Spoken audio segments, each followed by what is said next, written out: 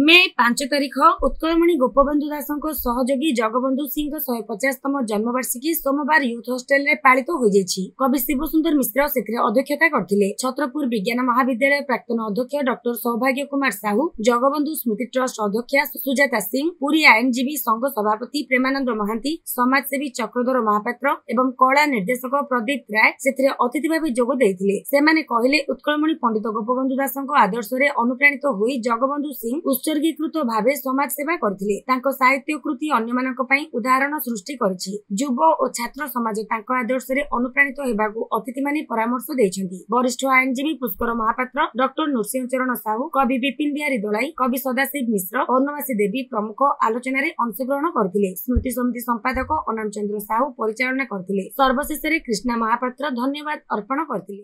अनम चंद्र साहू जगन सिंह स्मृति संसदर संपादक। सर आज उद्देश्य कौन?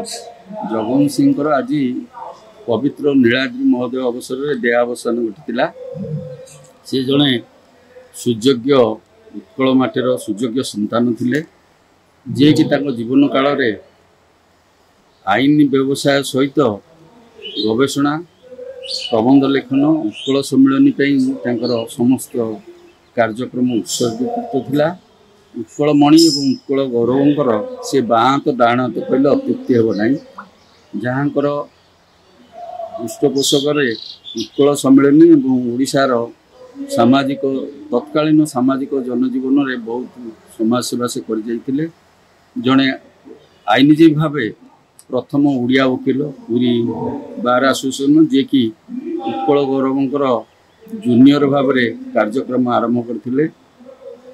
सेही महाशय तांको जीवन काल रे प्राचीन उत्कल भली ऐतिहासिक ग्रंथ लिखि आजिर इतिहास अध्यापक मानक एवं तत्कालीन ऐतिहासिक हरकृष्ण महताब, नवीन किशोर साहू इत्यादि ऐतिहासिक मानक जे प्रेरणा जोगे आछन्ति। आजिर इतिहास गवेषणा पुस्तक टी लोड़ा जाए।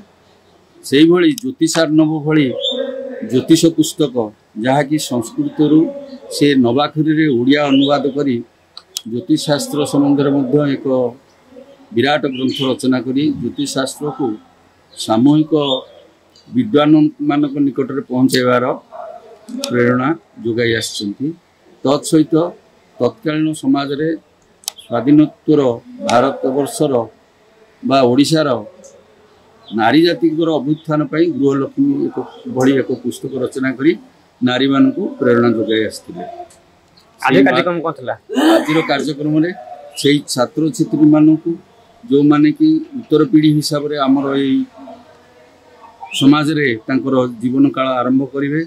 वृत्तिगत जीवन हो प्रवृत्तिगत जीवन हो से मध्य जगबंधु सिंह संपर्क में रचना पत्र लेखन सूत्र लेखन एवं चित्रांकन आदि प्रतियोगिता माध्यम जगबंधु सिंह संबंध अवगत कराई आम मैंने अनुप्रेरित कर।